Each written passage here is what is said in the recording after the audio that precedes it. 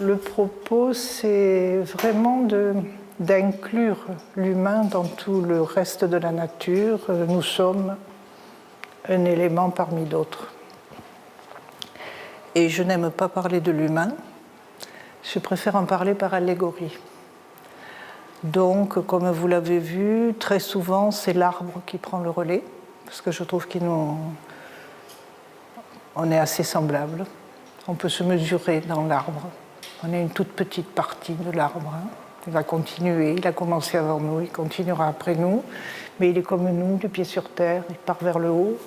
Je trouve que c'est une bonne métaphore, et par ailleurs, c'est rassurant. On peut se voir, nous, petites choses, à l'aune de l'arbre. Ça m'intéresse, ça.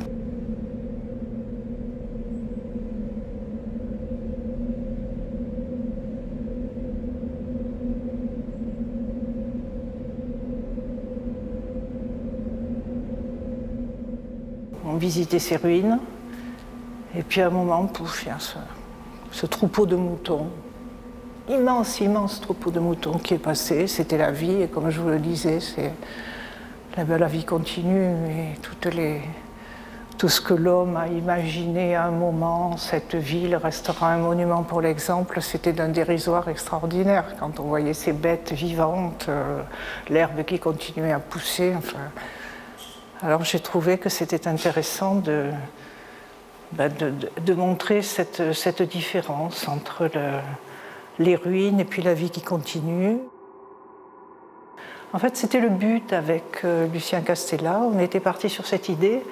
Comment, en art, peut-on parler de choses atroces ? On ne peut pas en parler au premier degré, on n'est pas historien, on n'est pas journaliste,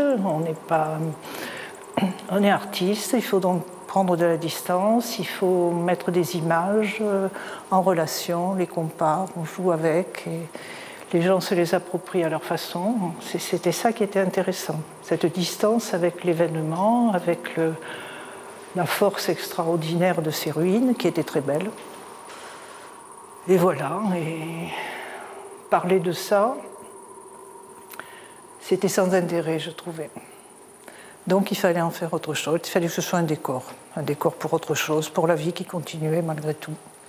Alors la seule concession que j'ai pu faire, c'est le reliquaire qui est là, parce que c'était un hommage à ceux qui avaient été là, qui n'avaient rien demandé, qui s'étaient fait trouer la peau, qui avaient des impacts de balles partout. Il y en a qui ont des impacts de balles, là, des éléments. Bon voilà, alors il y a un petit élément par-ci, un petit élément par-là qui appartiennent à certaines des maisons. Des bouts de porte, voilà. J'ai donc voulu que Belchite soit intégré dans un ensemble excessivement plus vaste, qui est les guerres au cours des siècles. Donc j'ai répertorié la liste de toutes les guerres du monde. Puis j'ai laissé de la place parce que, bien sûr, ça va continuer. Et comme j'étais partie des années 37 ici et de la guerre d'Espagne, j'ai trouvé logique de mettre de petits-enfants qui vont certainement être soldats, à qui on va acheter des fusils. Alors le grand, bon, il est prêt à partir, hein, il a déjà les lunettes, tout ce qu'il faut. Et le petit, lui, il est encore au jeu. Alors il nous présente le palmarès des guerres les plus meurtrières. Voilà, donc ça, je trouvais que c'était logique de refermer ça. Puis bien sûr, là, la présentation, tout est au sol, tout est en ruine.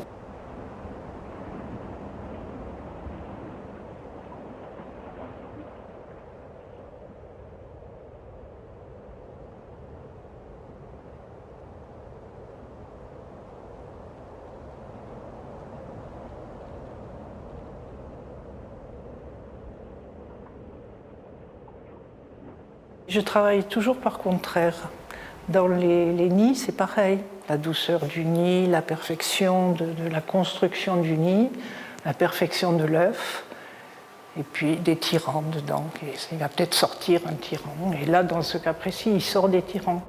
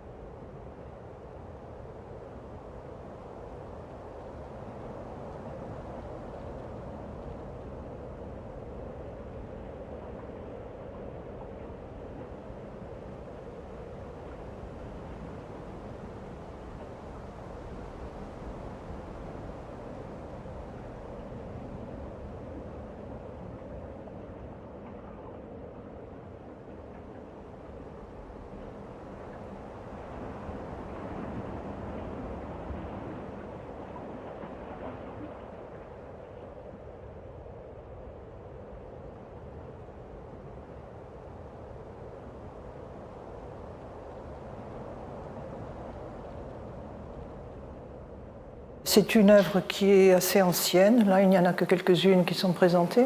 Alors, ça part d'une histoire tout à fait banale et personnelle. J'avais un arbre dans mon jardin qui était en train de mourir. Donc, j'ai fait des tas de photos de cet arbre. Et ça m'a amusé de les travailler sous jeu de calque, sous Photoshop, et de les intégrer dans des morceaux d'êtres humains. Parce qu'on est beaucoup plus sensible aux douleurs d'un humain, hélas, qu'aux douleurs de tout ce qui nous entoure et qui n'est pas humain.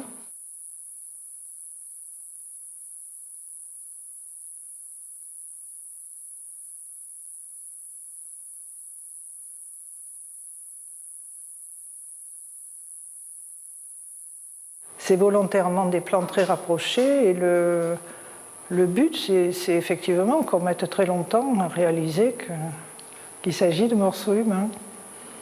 Il y a un choc. L'important, c'est qu'à un moment, il y a un choc visuel qui se produise.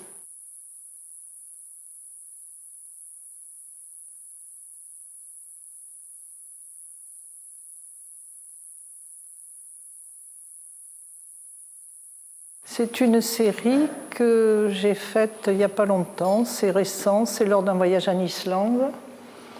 Il pleuvait énormément et tout d'un coup je me suis dit mais qu'est-ce que c'est intéressant de voir le monde au travers d'un pare-brise plein d'eau. Donc j'ai baladé la voiture jusqu'à des endroits qui me paraissaient très intéressants à photographier et j'ai photographié. Alors j'avais une grande série, mais finalement ce qui est le plus intéressant ce sont les maisons.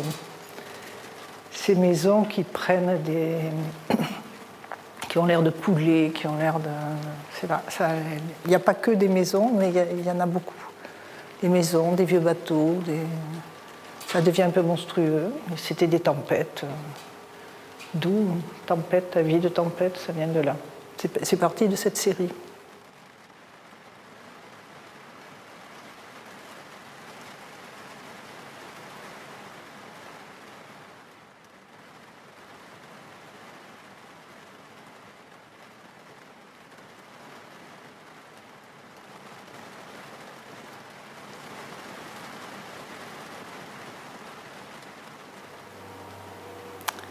C'est le temps.